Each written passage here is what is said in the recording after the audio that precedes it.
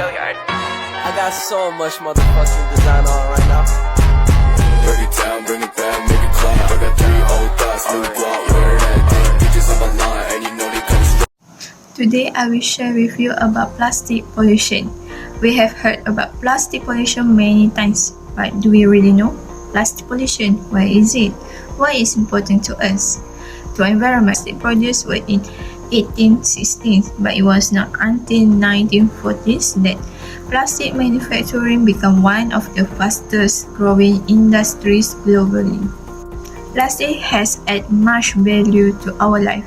It's a cheap, versatile and sterile material used in various applications including construction, home appliances, medical instruments and food packaging. However, when plastic waste is mismanaged, as not recycled, incinerated or kept in sealed landfill, it becomes an environmental pollutant. 1 to 2 million tons of plastic enter our ocean yearly, affecting wildlife and ecosystem. Based on the news, our country is the top 3 among 10 countries that have been dubbed the biggest contributors to the problem of plastic pollution in the ocean.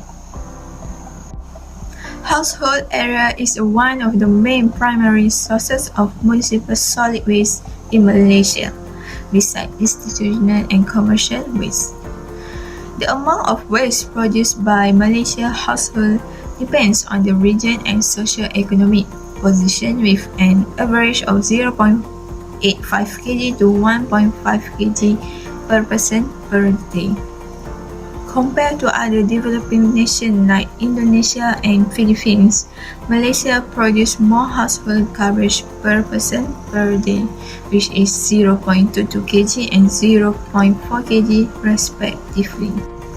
Different types of waste are simply thrown in an open area of ground without any thought of either recovery or recycling, including food waste, mixed paper waste, cardboard, plastic, textiles, diapers, and many more.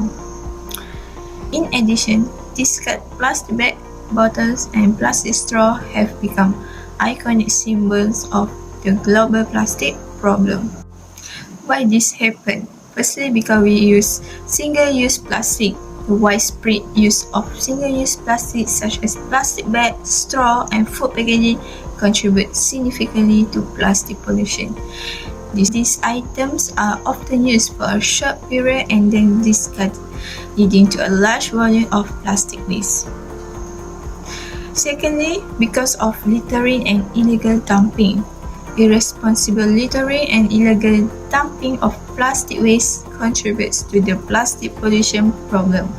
Some individuals may discard plastic items improperly, leading them to being carried by wind or water into rivers, lakes, and oceans. Thirdly, because of lack of awareness and education. Limited awareness about the environmental impact of plastic pollution and the importance of reducing plastic consumption contributes to the problem. Education and awareness campaigns can play a crucial role in promoting responsible plastic use and waste management practice. Okay. Hi, my name is Adreana Syaza, Akmal binti Zamfaizal. My ID number is 2023 231948. So today I would like to talk about effects or impacts of plastic pollution. Since we know the plastic, we use plastic every day. So we want to know about effects or impacts of plastic towards us as a human. So health impacts or effects is divided into 3 parts, which is health, economics, and environmental. So first I would like to talk about health. How can plastic give bad impact to health? Plastic has carcinogens, which is carcinogen is the primary feedstock for plastics. So it can cause problem to the nervous system, can cause immune system damage also, and then can cause cancer. Other than that, we can get bisphenol A, or also known as BPA, from plastic. So exposure from the BPA from plastics, it is unsafe probably. BPA is functioned to make the plastic more flexible, durable, and make the plastic transparent. That's why our plastic is transparent, right? So, but the BPA leads to the inhalation and ingestion problem. Other than that, crude oil can get from the plastic. Crude oil are also known as PLA. It can give impact towards our eyes, skin, and respiratory, or also brain system problem. So, for health, that's all the effect of plastic pollution. That's why we need to reduce to use plastic, because it's not good for our health and in the future also, and also not good for our earth. It can release carbon also, and then make our earth become hot or warm. Okay, let's move to the next effects or impacts of plastic pollution, which is environmental. Plastic is a major pollutant that harm to the environment in terms of water, land, or air. But how the plastic pollute the water? So here are the story. It gets from trash dump, landfills, and plastic waste, which is people disperse it everywhere. Then it's a rainy day, so the rainwater seeps into the groundwater supplies, and then it's possible for environmental pollutants to seep into the groundwater and reservoirs and contaminate the water. So it problems when the contamination of groundwater can be a very serious issue, because groundwater is primary source of drinking water. Okay, next is land pollution. How can land pollute because of plastics? It's because plastic garbage disposed in landfills, and then the hazardous chemicals that are formed when this happens when the water interacts with the plastic, and then hazardous or toxicity is exposed, and then the quality of the water is lowered when this contaminant pass through under the surface. And then the third one is air pollution. The poisonous and hazardous of chemicals that are released by the plastic cardboard of outdoors, or in landfills or in incinerators, which pollutes the environment because it releases the toxicity such as carbon, like I said before, and then it can cause our earth become more warm, and also can cause ingestion or inhalation problems. So for environment, that's all, which is groundwater, land pollution, groundwater pollution, land pollution, and air pollution, which is all these three give bad impact to us human and also environment. Alright, last but not least, we will talk about economy, how the plastic pollution affects our economy. So we can go through, we can see the point of view from the marine life, where when the plastic affect the fisheries through the contamination that operates, it will give impact from discarded catch, net repairs, and lost time spent for the cleaning nets. Also, illegal fishing can result in additional financial losses when the tourists will lose interest in visiting because of the plastic waste on beaches. Also, it can have an effect on tourism. Beach clean-up expenses must be incurred in order to prevent this impact. So the expenses of the marine plastic conventions include this and other elements. According to the Berita Harian, the coastal tourism industry received a significant negative impact on economic and aesthetic due to the marine plastic waste flooding the coast. So they reported between the 64 items per meter square up to as high as 1,930 items per meter square. So accounting for 30 to 45% of the amount of waste accumulated along the coast. So this leads to the global damage, accounting at least 55.7 billion annually as a result of lost income from the tourism activities. That's all from me about impacts or effects of plastic pollution toward health, environmental and economic. Assalamualaikum. My name is Nur Auni binti Mashuri. My student ID is 2023414582. Today, I would like to explain about the preventions and regulations of plastic pollution. Firstly, we can prevent the pollution by using the 3R method, which is reduce, reuse, and recycle. For the first one is reduce. We can bring our own reusable items, such as we can use a reusable coffee cup or travel mug instead of disposable cups. We also can bring our own reusable shopping bags when we go to the store.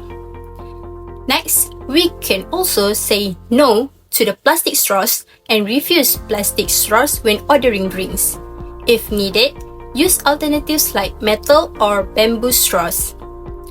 We also can consider carrying a reusable straw in our bag for convenience. Next, we can choose eco-friendly packagings, such as we can select products with minimal or eco-friendly packaging. We also can buy in bulk to reduce the amount of packaging waste. For the second R, which is reuse. Firstly, we can use the storage containers by clean and reuse the plastic containers for storing food, leftovers, or other household items. We can use the large plastic containers for organizing and storing tools, toys, or craft supplies. Next, we can do some DIY projects such as convert the plastic containers into plant pots or small planters for indoor or outdoor gardening. We can repurpose plastic bottles into watering cans for our plants. For the third R, which is the last, is recycle. We can separate materials, such as we can sort it by recyclables from non-recyclables at the source. Common recyclable materials include paper, cardboard, glass, metal, and certain types of plastic. We can keep these items separate from general waste. We also can use designated recycling bins for collection. Many communities provide separate bins or containers for recyclables, making it easy to separate them from regular waste. We also can find drop-off centers. Drop-off centers is a location established by the municipality or a private organization for the receipt and temporary storage of recycling materials. If your community doesn't have curbside recycling, locate a nearby drop-off centers where you can take your recyclables. Next, we also can buy recycled products, such as we can support the recycling process by purchasing products made from recycled materials. This helps create demand for recycled goods, closing the loop on recycling efforts. Other than prevention, we can also do some other ways, such as public awareness and education. We can do public campaigns by conduct public awareness campaigns to educate individuals about the environmental impact of plastic pollution and promote the responsible consumption. Next, we can create informative brochures such as flyers or online materials that provide practical tips on reducing plastic use, recycling correctly, and adopting sustainable habits. From the school sides, school can do programs such as integrate plastic pollution awareness into existing curricula such as science, biology, environmental studies, or even art and social studies. This approach helps make this topic relevant across various subjects. Schools also can organize field trips to recycling facilities, waste management centers, or even local environmental organizations. These trips offer students real-world insight into waste management processes and recycling efforts.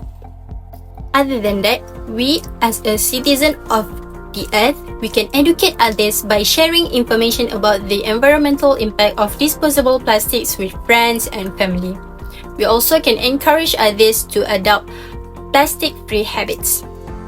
Lastly, the government can strengthen the law by legislation and regulations on plastic bans. They can enforce bans on single-use plastics such as plastic bags, straws, and even disposable cutlery. They also can use the Extended Producer Responsibility, which is EPR. These implement EPR programs, making manufacturers responsible for the entire life cycle of their products, including proper disposal and recycling.